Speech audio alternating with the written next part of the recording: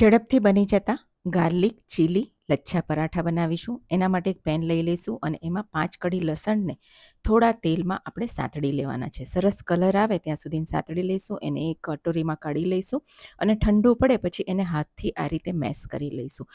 Mesh થઈ જાય ત્યારબાદ એમાં 1 ચમચી બટર, 1 ચમચી ચીલી ફ્લેક્સ, અડધી ચમચી મરીનો પાવડર, અડધી ચમચી ચાટ મસાલો અને 1 મોટી ચમચી ઝીણા સમારેલા ધાણા નાખીને મિક્સ કરી લઈશું.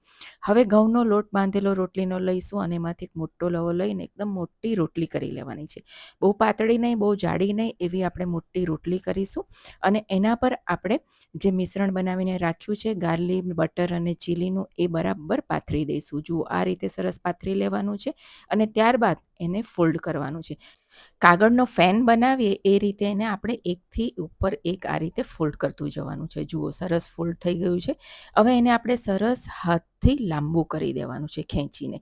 જેટલું તમે લાંબુ કરશો ને એટલા તમારા લચ્છા સરસ પડશે. જુઓ, અને પછી આ રીતે રોલ કરી અને નીચેનો છેડો દબાવીને ઉપર થોડો કોરો લોટ ભભરાવીને આપણે મીડિયમ સાઇઝનો પરોઠો વણી લેવાનો છે. બહુ જાડો નહીં અને બહુ પાતળો નહીં, એવો પરોઠો વણવાનો છે. જુઓ, પરોઠો વણાઈ ગયો છે. હવે આપણે એને શેકી લઈએ. શેકવા માટે મેં તવીને ગરમ કરી લીધી છે. એને પલટાવી લઈશું અને આ રીતે પલટાવતા એને શેકવાનો છે અને 1 ચમચી ઘી લગાવીશું. બીજી સાઈડ પણ 1 ચમચી ઘી લગાવીશું.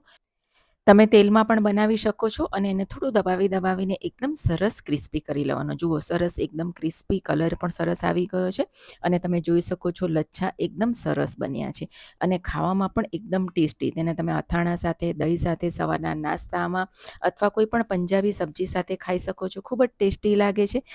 ઘરની સામગ્રીમાંથી અને ઘરમાં જ બાંધેલા લોટમાંથી તમે ઝડપથી આ રીતનો પરોઠો બનાવી શકો છો. તો મિત્રો, તમને આ પરોઠાની રેસીપી કેવી લાગી? જો ગમી હોય તો ચોક્કસથી ટ્રાય કરજો. આવજો, ફરીથી મળીશું.